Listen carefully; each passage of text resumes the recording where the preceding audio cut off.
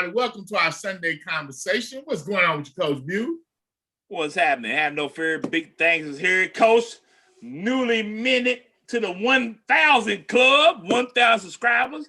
Shout out to everybody who subscribes, who follows, who likes us, who shares something. I did a post on Facebook. I gave most of y'all a shout out. Plus, my guy next to me over here, he wears me out. I'm telling you.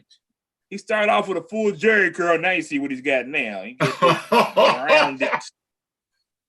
His edges is rounded. It ain't square no more. It's rounded. It's my guy, though. He loves it. We on. We're winning, we riding, this Coach would say. Winning, we riding. All right, Coach. We get a chance today, man. When our Sunday conversation, sit down with my guy, probably one of my favorite coaches of the city, because he just keeps it real. Coach Eric Shaw Sr. from Lafayette High School. Coach Shaw, what's going on, man? Oh, not much, man. One day at a time, brother. Coach Shaw, I ain't gonna lie, Coach Shaw. I know I tell you this all the time. Probably one of my favorite coaches in the city of Lexington. Coach Shaw, you just keep it, you tell like a TI is, man. You keep it real. And I'm gonna tell folks, man, hey, meeting you and hearing things is totally different, Coach Shaw. Man, you can tell how much you love these kids, how much you into the coaching thing, and then you make it really about the kids and how much you care about the program of Lafayette. I appreciate that because that's what it's all about, man. I reached the pinnacle of my life playing this game, so it's not about me. It's about them, and everybody that I bring on board has to have an understanding to understand just that. The focus is about the kids, not just from a development standpoint from the football field, but a development standpoint in life, man. Because without coaches, my life would be a lot different, and I take this very seriously. Now, Coach, man, it's been a rough 2-year stretch for the Generals, Coach, man. We've seen a lot of stuff on Instagram about, reloading the team, and I've seen you made some shakeups on your staff, Coach. Kind of tell us what's going on with the Generals getting ready for this next upcoming season, Coach. I done brought back some former coaches that was on the state championship team. I done brought back some pieces that would help put things back in order. Now, do you feel like one of the problems was, kind of like you just didn't, your staff wasn't kind of jiving like you really needed it to? Yeah, and that's the issue. Just like playing, getting teams to play. Mm-hmm. I can only hire the coaches that come. Mm-hmm. So, no knock on them. It's just, a lot of people don't understand that staff has to be right before the team itself can be right. Because if the staff ain't right, the team ain't going to be right. That's going to be discord. So it's very important, that coaching staff is like it needs to be in order for the team to function at a high level. No knock on those coaches that are from the past, but, when it doesn't click, it just doesn't click, and that happens as well, especially in high school football. It is a rough couple of years. No, there's no such thing to that to me. It's all about learning and growth. You got to go through those valleys in order to hit those peaks, and it's just our turn to do that. And no one plans for that, but it just happens that way. We're going to continue to get better. We're going to continue to get better every day, and that's going to be the focus. Last year's done and gone, and we're going to move forward. All right, Coach. Now, looking back on last year, can you kind of tell us just how rough it was going through the whole COVID? I've had a lot of coaches say that was probably one of the hardest seasons they've ever had. Did you experience that through, everything? That was the hardest, with all the restrictions, with all the attention to detail that you had to have that was non-football related. And then the biggest thing is that keeping the kids engaged. Kids didn't want to do all that. It was a big distraction. Was there value in the season? Absolutely, because the kids had another year to play and learn and get better. But trying to just keep them engaged, man, was really, really rough. And then you had, parents that were worried about the COVID more than anything else, rightfully so. So that kind of added to, that piece to kind of give the kids an out, whether they come to practice or whether they don't. Well, Coach, as you get ready for spring ball, I know one of the biggest things you said was just getting them back into the flow of football. Can you kind of tell us how the team's going so far? Little bit of time you had with them. Well, I mean they're doing okay, but you can see, that time of not being able to do anything is really present right now. So that's going to be the goal, is just to get them back in some type of shape, the way you can move around. We having spring ball, but we're not doing spring ball. We're conditioning. That's all we're doing, really. I'm not putting them in pads. We're not doing none of that. They're not ready for that. So we got to start all over. This is really our off season. Spring ball is our off season. But to get out there, have them around each other, start doing team building stuff and building that team concept. That's the focus for the next couple of weeks, because I do 2 weeks straight. I do Monday through Friday, and then we done for 2 weeks. So, it's more about that. They are responding and very eager. I got a bunch of kids running track. I got a bunch of kids playing baseball, a bunch of them doing lacrosse, and then them just trying to get adjusted to school again. That has been a big deal since we started back. So, we just taking it one day at a time, man. Those that are there, we're going to get them in shape. And when those that are not there when they come, I'm going to get them in shape, and we're going to keep it moving. I had to adjust my summer schedule compared to years past to make sure that those that are coming, once they're done with their other sport, that we can close that gap. Now, Coach, I know you're not big on mentioning names and stuff like that, but is there anybody that you expected something out of this year that you've been waiting for to give you something? Who you expected to come out this year, pop, Coach? I'm not big on expectations. This is why. Expectations to me, when you put them on other people, are limitations. No one can ever meet those expectations. So I don't put expectations on anyone to show up, or I've been waiting for them to counter for the light to come on. The goal is, even with the new staff, the goal is just to get to a point to where the light just comes on. And if I can get the light to come on, and then we'll start building and saying, okay, now you can do this. If you do this, you can do this. This is how we can get better. So that's the goal for the past several years. Is just, that's always been my focus.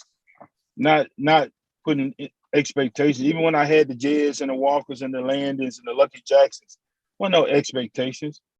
All I wanted them to do is be the best version of themselves. That's it. That's all. And whatever that looks like, I'm satisfied, because they need to be satisfied with that. Now, once we start operating at a high level of working at 100%, then you start looking at and seeing some really amazing things come out of them. But just getting them to work that, getting them to believe in themselves from that standpoint is the key, and it's always been my goal. So I don't do expectations, because that creates limitations. Coach, I don't think a lot of people realize how much talent you've coached over there, and how many kids you put in D1 schools, how many kids should have been in D1 schools. Do you feel like, you consider the Suge Knight of high school football? Do you feel like do you feel like you get overlooked a little bit? Do you feel like, not to compare to anybody, but you feel like a lot of these things you've done already, you've had that success that, hey, look, I've got this on my resume. Do you feel like you get overlooked sometimes, or they forget about you or something? This is how I look at it. When I came in '96, I moved to Lexington, and the oldest boy that was his first year playing football. So we was at Shiloh, and I kind of ingrained myself, and then I started watching middle school football and high school football, trying to figure out what to do once I had retired because of injury. Not being from here, I expect that. I also expect some things because of some other factors and variables.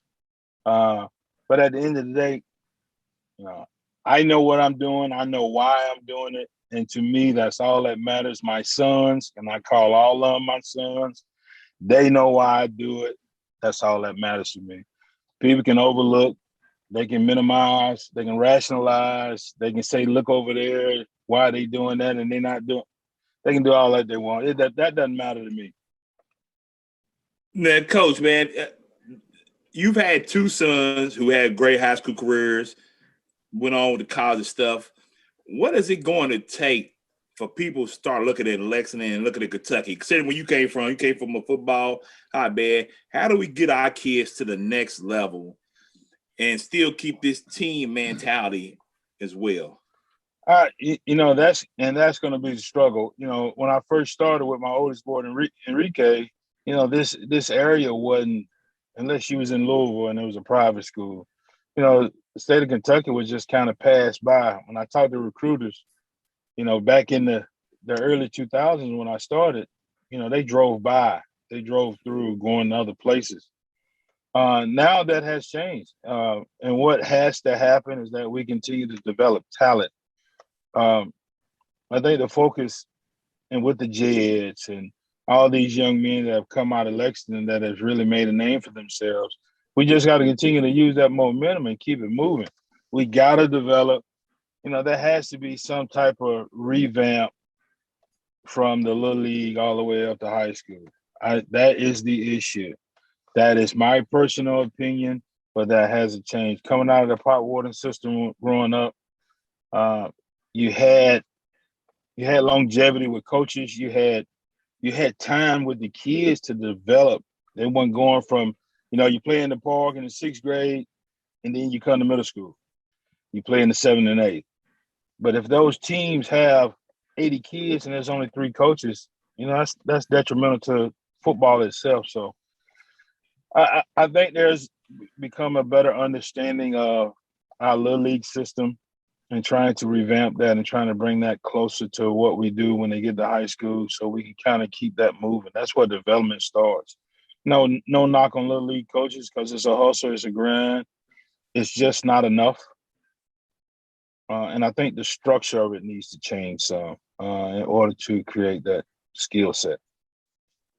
But to follow up on what you said, too, me and Coach Truck, we coach youth football. I'm still in it. Mm-hmm. And like I said, it's tough because I think parents are caught up on the hoopla and the rah-rah stuff and not the actual – and making it more of a popularity contest and setting these kids down with somebody who knows how to coach is going to develop your kids like you spoke about yourself. Right. And I think that's the key. Little league is kind of turned into the mentality of the playing for scholarships. It's all about that one individual. And then there's so many opportunities for kids to go other places now that there's no level of commitment. There's no level of team. And then there's individuals out there that's creating that, adults that are creating that environment as well, because it's all about the adult. It's all about a win. It's all about look at me. And I'm just talking from a couple of experiences that I have had with little league coaches. The majority of them are trying to do the right thing. We got a couple of them out there that's, it's all about wins. What's this schedule looking like next season, man? Hold on. Let me stop you right now. It can't be good. It can't not be good. Because this man here, he just be glutton for punishment. Coach go out here just ram his head in the walls and stuff. Coach, you kill him. I'm telling you.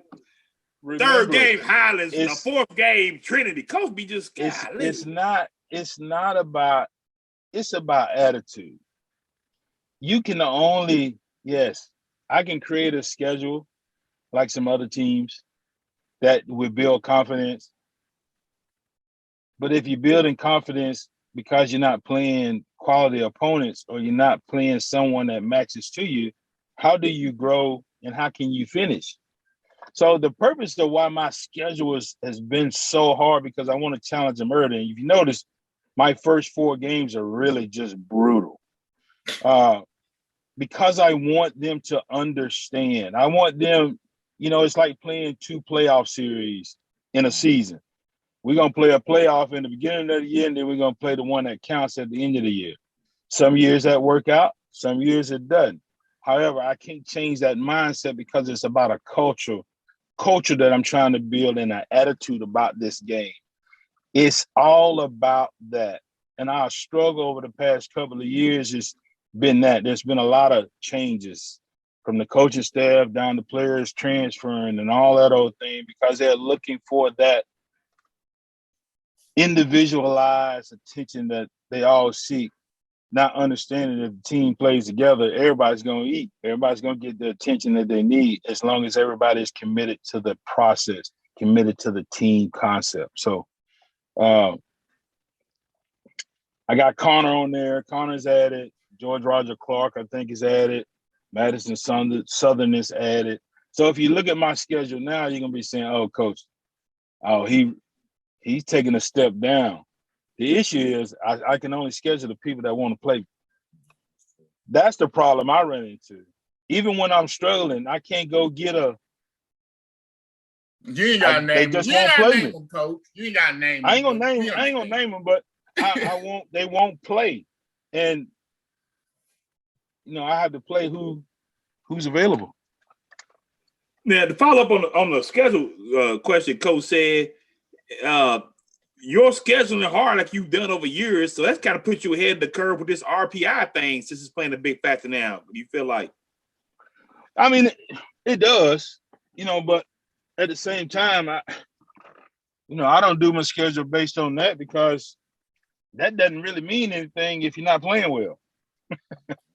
So at the end of the day, no matter what the structure is playoff-wise, if you're not playing well, if you can't hit that peak at the right moment, that doesn't matter. It's going to be an uphill battle anyway. So it's just all about just getting better, making sure this attitude that we need to have is in place. I mean, when you're looking at the roster, you did have a large senior class, but you had a lot of sophomores and juniors. So you're looking at a more experienced team coming back. I know injuries played a big role also in the season last year as far as like your quarterback position and so forth. Right. I've seen young Tanner Pace and a couple other younger cats, at the camps, these early season camps, competing and looking good. So, Coach, definitely the future's looking bright for your program, Coach. I just want you to know, I kind of like the way we're looking, Coach. We can only go up. That's the great value in this. You can only go up. Now, the issue is when you go up, staying there. That's the challenge. Right now, it's all about fundamentals. It's all about the basics. It's all about falling in love with the process again. That's been the issue. And when COVID hit, that really was a punch in the stomach. It's all about just falling in love with that process and understanding that the process has to be the focus. Not what happens on the scoreboard. It has to be that. So that's what we're working for. Let me ask you something else, Coach. I already know your answer, Coach, because you keep it straight, cut to the no chaser. You take straight to the head, Coach. Do you feel like personally that you still need that state championship? Do you feel like you still need to get back, or just what I'm saying as a personal thing to you? Do you feel like you still need to get back to another one? The goal is always to play in the last game. The goal is always to play for a championship. That'll always be the goal. That would always be part of the focus. However, my sons developing as football players, second, but being great young men first, that's the goal. That's my championship. Some people will say, nah, you playing this game to win. Yes, I want to go win a state title, but that's not priority. The priority is making sure my sons become the best football player they can be and the best person they can be, period and point blank. This week with the draft coming up, you had Jed get drafted and now Landon's up. Do you have any, advice, any encouraging words for Landon as he goes up for his potential pro career? I talked to Landon quite a bit, and I just told him it becomes a business when you hit this level. Yeah. And you have to treat it as such. Everything you do, from taking care of your body to your personal business, everything is going to be looked at. It's all about the business. However, to understand that it's a business, that you cannot fall out of love with this game. And once the business takes over, the love of it, now you start to deal with things that you're not used to dealing with. So keeping that focus and understanding that this is a game that he loves and a business second will keep him balanced. And we talked about that. And yes, he's got to perform. He's got to do these things. This is a profession. He's getting paid a lot of money. But you got to love what you do. And when you stop loving what you do, you got some issues. I was just going to say, how was it being able to see him play and grow at UK, you know, and he was close to home and you actually got to watch him mature. How was that, Coach? It was good. It was good. Every time I have one leave, they're not too far away. I'm always having a conversation, checking on them. I don't watch them play a lot. You know, I sneak and see this, or I come to a game and do that. But I'm just sitting back as like a proud father, just sitting back watching. I'm not a coach. When they get to this level, I'm not a coach. I'm the daddy figure for them. And now if they ask me something about football, we'll have a conversation about it. I did my own children that way. You know, once we left Lafayette, we got in the truck and we headed home. I don't want to hear nothing about football. I'm your daddy now. And just that's what I want to be for them, is to be that balance for them. To be able to just express themselves in the manner to where it ain't all about being critiqued. Because once you go off to play college ball, you're being critiqued by everyone and everything. Then, Coach, I have to say, man, I don't know if Trucker put this in the show or not, but you keep it modest, you laid back. Coach, I ain't gonna lie, Coach. I'd be cocky as son of a gun. I'd be on TV with a cigar in my mouth talking trash on Twitter.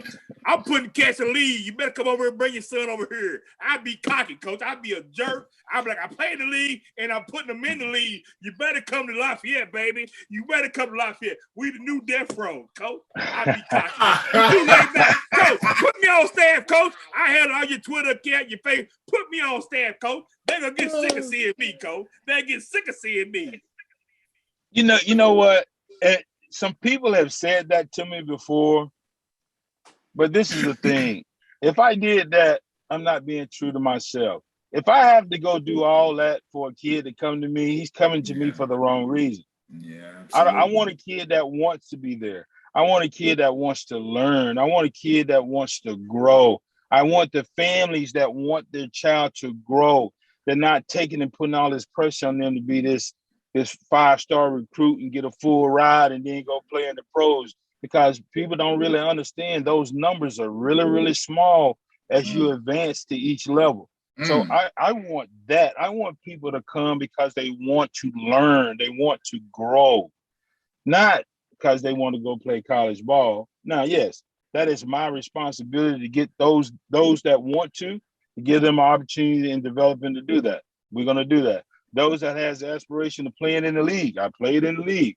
We can have conversations about that. We can talk one-on-one about a plan, by putting a plan in place to prayerfully meet those goals. But I want people that want to come because they want to come, because they want to learn. I ain't finna go out there and chase nobody. When you start doing that, you just asking for issues, you're asking for problems. And then that comes into a play where it can become very detrimental to the kids, the team, the program, the whole 9 yards, because their motives are not in the right place. The team concept goes away when you have, I'm coming, so I can go to UK, I can go to Alabama, I can go this, I can go to Western, I can do this. Coach Shaw gonna get me there. Coach Shaw gonna get me there. No, Coach Shaw ain't gonna get you nothing.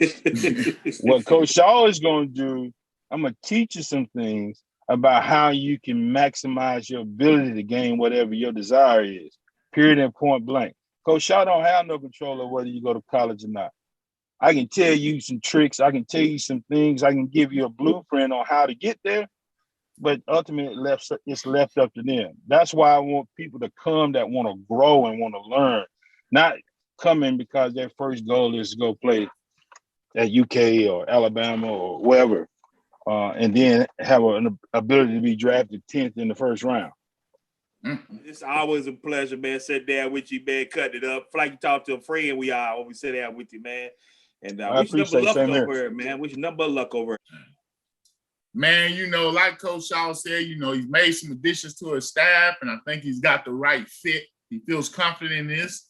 You know, like you say, he wants to get the players back in, just get them back into shape. So look forward to bigger things out of Lafayette. And I also feel like, you know, the schedule ain't as brutal, you know, and probably because, like he said, he can only play who wants to play him. And him being down, you know, I don't think he'd be able to get the top teams that he'd been after before.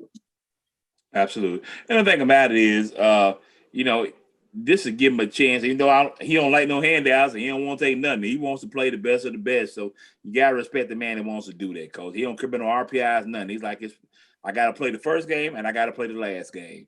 So, I mean, you got to respect that, Coach. Make sure you check us out every Thursday on Big Things Kentucky. Make sure you like, share, subscribe, and follow us on social media. Holler at Coach Truck, get your swag. Hey, man, as always, just be a living donor. I'm Coach Bu, my main man, Coach TB on the side of Coach Truck. Hey.